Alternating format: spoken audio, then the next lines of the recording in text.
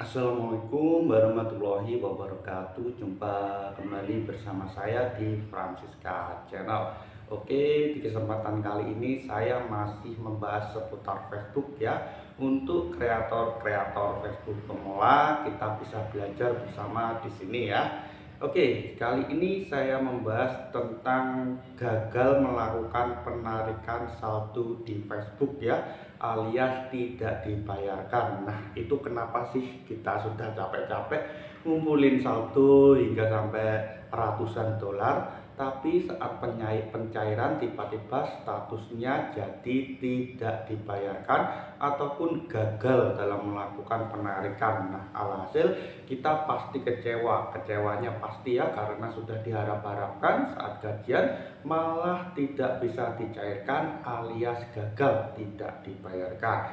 Nah, di sini sebenarnya ada dua penyebab ya. Kita mengalami kegagalan atau gagal gajian atau saldo kita tidak dibayarkan oleh pihak Facebook. Yang pertama itu ada masalah di akun pembayaran Facebook kita, dan yang kedua kemungkinan ada pelanggaran di monetisasi di akun kita ya, pelanggaran di monetisasinya, mungkin ada pelanggaran. Nah, itu menjadi dua hal yang menjadi penyebab kita gagal gajian di Facebook. Oke, untuk lebih lanjutnya sebelum saya lanjutkan, alangkah baiknya teman-teman bantu support channel saya terlebih dahulu dengan cara subscribe Francisca Channel, like, komen videonya, serta jangan lupa juga ya nyalakan notifikasi loncengnya agar teman-teman tidak ketinggalan update-update terbaru dari Francisca Channel.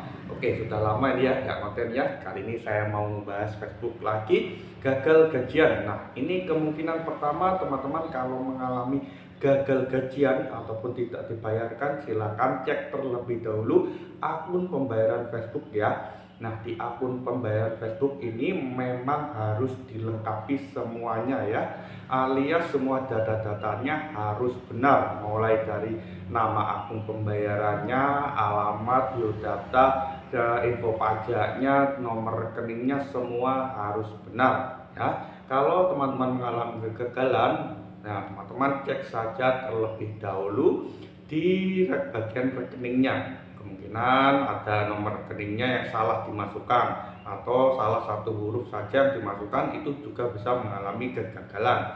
Lalu jika teman-teman sudah dicek, teman-teman jangan lupa juga yang narik pakai bank, cek saja di bagian kode SWIFT-nya. Nah, di kode SWIFT-nya ini biasanya ada yang salah. Kalau salah memang nggak bisa dicairkan. Kalau teman-teman nggak tahu kode SWIFT-nya, silahkan hubungi pihak banknya masing-masing, minta ke pihak banknya masing-masing kode SWIFT-nya.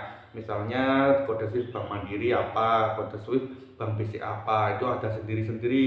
Nah, biasanya kalau searching di Google ada kesalahan, ada keraguan, silakan lebih baik teman-teman tanya saja langsung ke pihak banknya, minta kode SWIFT ya. Itu kode SWIFT itu digunakan untuk penarikan di luar negeri ya, transaksi untuk luar negeri. Jadi teman-teman kalau ada kesalahan, teman-teman itu pasti mengalami kegagalan, lebih baik tanyakan ke pihak banknya, minta kode SWIFT-nya ya. Misalkan kode SWIFT Bank Mandiri, minta saja Bang, minta kode SWIFT Bank Mandiri, minta kode SWIFT Bank BCA. Nah, seperti itu ya. Biasanya salahnya di situ. Ataupun juga teman-teman kalau melalui penarikan melalui PayPal, biasanya teman-teman salah mengetik alamat emailnya juga bisa ya. Nah, itu. Nah, selanjutnya teman-teman biasanya ada kesalahan di informasi pajak. Kemungkinan belum mengisi info pajak ya. Nah, itu bisa juga mengalami kegagalan.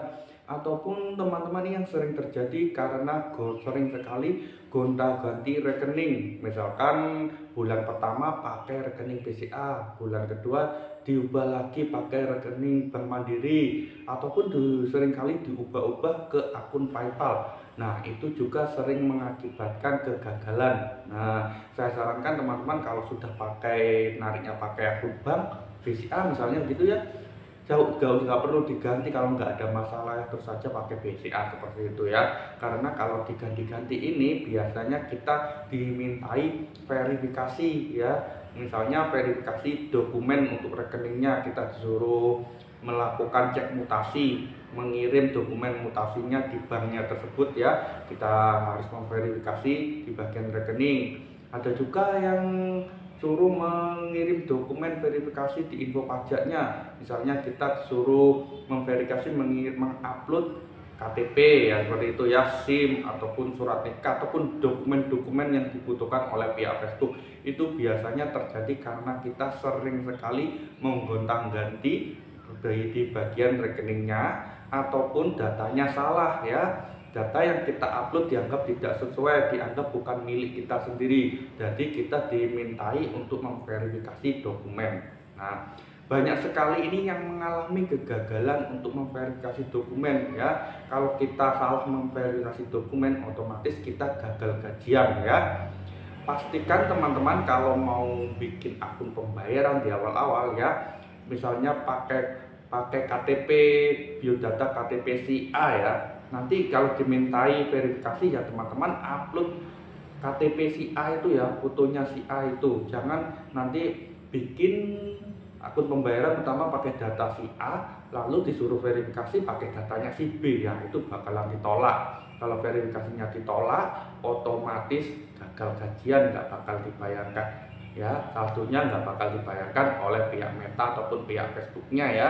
Nah, jadi itu ya kesalahan pertama, teman-teman cek saja di bagian akun pembayarannya. Biasanya kalau ada kesalahan itu pasti ada gambar tameng merahnya ya, ataupun apalah, mesti ada tandanya kalau salahnya ya. Nah, jadi teman-teman kalau mengalami kegagalan, cek ya, cek di akun pembayaran. Mungkin ada data-data yang belum terisi terlalu kurang lengkap ataupun data-data yang salah ya. Cek di akun pembayaran. Nah, yang kedua ini biasanya salahnya ada di pelanggaran monetisasinya. Biasanya kalau ada pelanggaran kebijakan monetisasi atau pelanggaran PKM, itu memang tidak dibayarkan sama pihak Facebook. Kita dianggap menyalahi aturan yang ada di monetisasi Facebook. Nah, ini biasanya terjadi kalau kita ya, kemungkinan saya cek di akun saya yang kena PKM ya. Ini terjadi kita dianggap biasanya saling nonton. Nah, kita saling nonton dengan kreator-kreator lain ya, video kita ditonton sama kreator lain, konten orang lain ditonton sama kita ya. Intinya saling tonton secara berulang-ulang, itu juga bisa mengakibatkan pelanggaran PKM. Ya, banyak sekali yang mengakibatkan pelanggaran PKM ya. Intinya kita melakukan kecurangan monetisasi di Facebook. Nah, kalau pelanggaran PKM ini memang tidak dibayarkan sama pihak Facebook meskipun saldonya sudah ratusan dolar ya, bahkan ribuan dolar. Kalau ada pelanggaran PKM ini memang tidak dibayarkan sama pihak Facebook. Nah, adapun yang sudah sembuh dari pelanggaran PKM, nah, sudah sembuh ya, akunnya sudah nggak pelanggar PKM, ada pelanggaran PKM lagi, saldonya itu ada yang dibayarkan dan ada juga yang nggak dibayarkan sama pihak Facebook. Jadi kalau Pak kena pelanggaran PKM ini memang susah ya, kadang dibayarkan kadang enggak, tapi kebanyakan enggak dibayarkan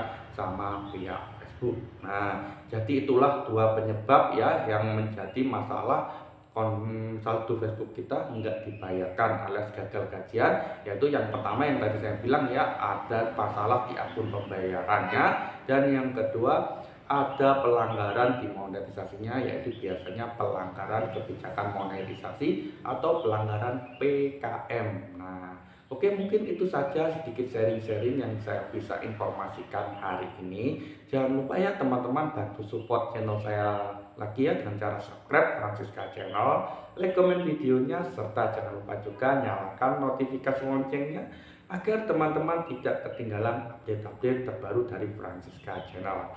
Oke, bila ada kritik dan saran yang perlu ada yang bertanyakan, silakan tulis saja di kolom komentar. Insya Allah saya bakal jawab satu persatu. Akhir kata saya ucapkan terima kasih sebanyak-banyaknya. Assalamualaikum warahmatullahi wabarakatuh. Sampai jumpa di kesempatan berikutnya.